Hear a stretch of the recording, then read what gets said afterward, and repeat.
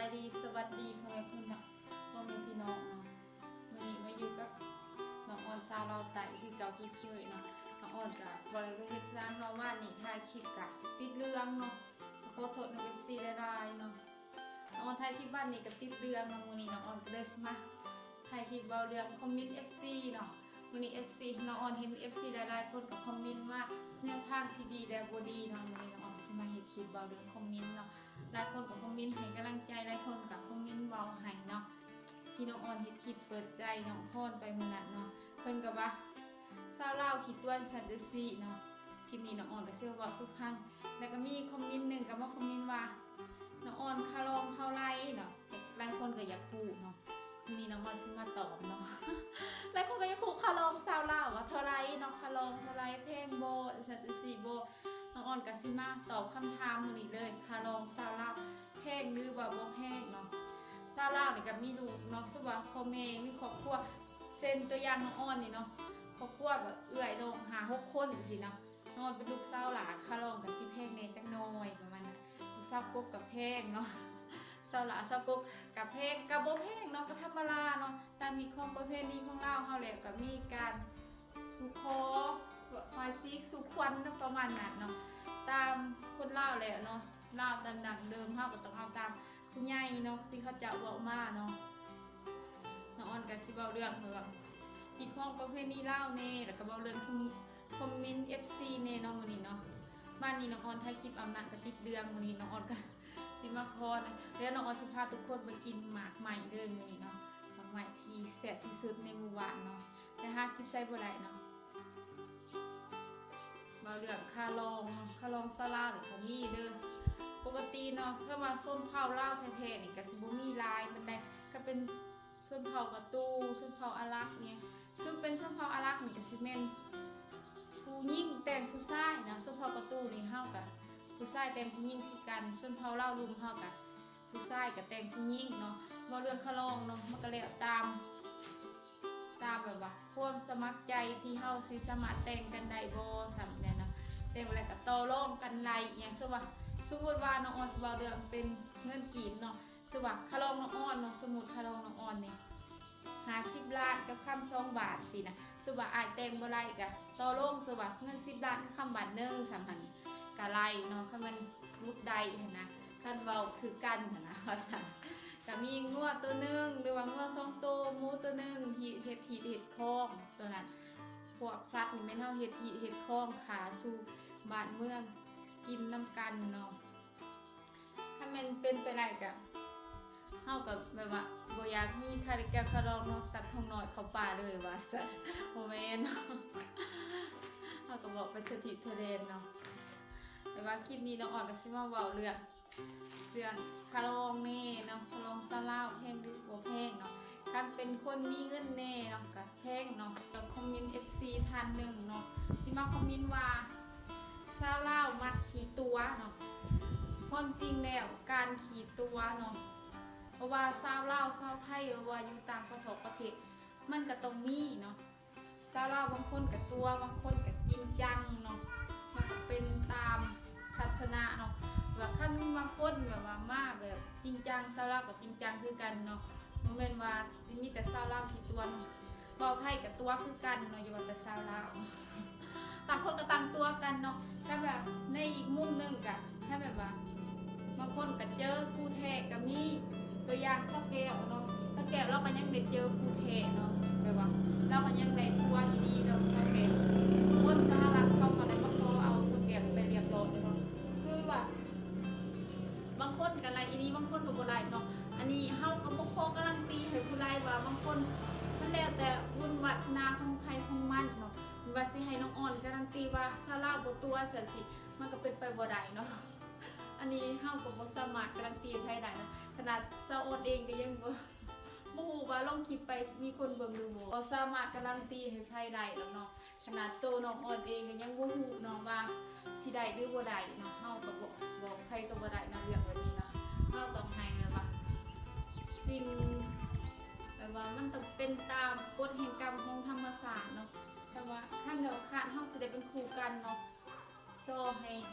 มีอุปสรรคสิ่งใดก็ได้กันเนาะ น้องออนก็สิบอกแบบนั้นเนาะใน FC คนหนึ่งกับว่า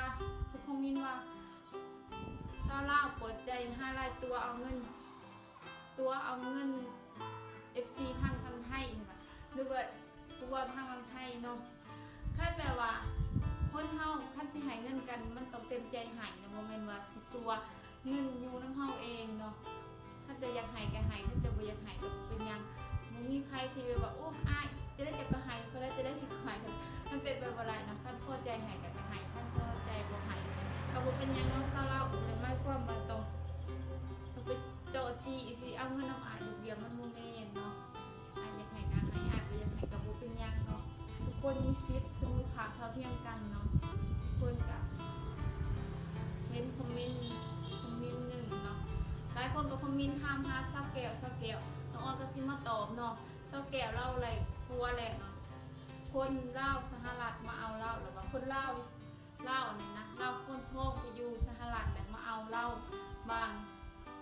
างเดือน3นี่เนาะบาง2ที่ขึ้นดำเนาะเขาจับอะไรมาเอากันเขาจับมันคู่กันแท้ถึงสิไกลกันสิไดเขาจับอะไรกันเนาะคนเฮาคันคู่กันแล้วมันบ่แขวกันหรอกเนาะ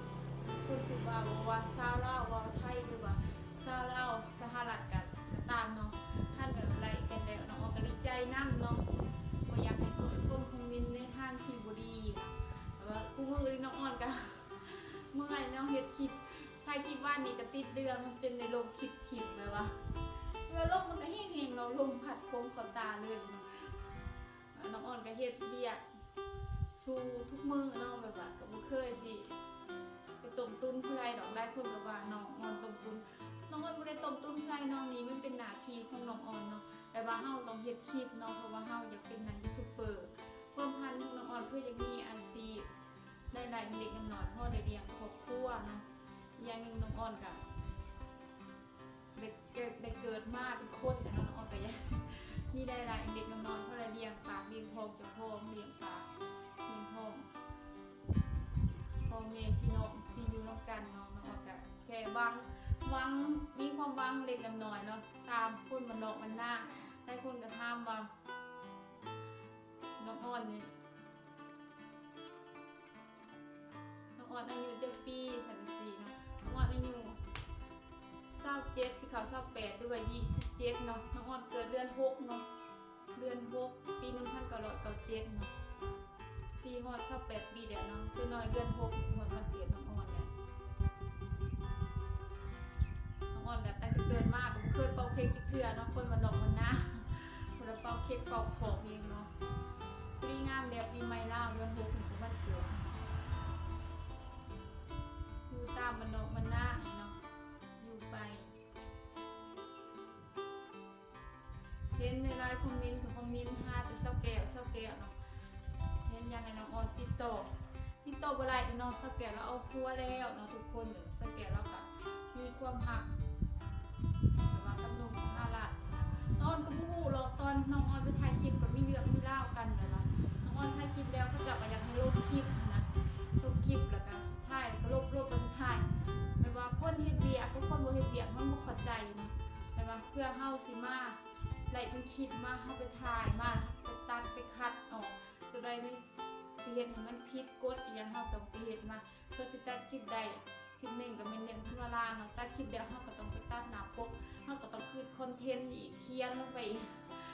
แบบว่าบางคนเขาก็บ่เข้าใจนะเขาอยากแบบว่าเฮามีหลายมันบ่หลายๆเนาะหลายๆ YouTube น้องออนเฮ็ดคลิปมานี่น้องออนสิว่าความจริงเด้อน้องออนกำลังได้เงิน100เหรียญเนาะในเทื่อเดียวถ้าไม่สิออกนี่ประมาณสิเมนเดือน6วันเกิดน้องออน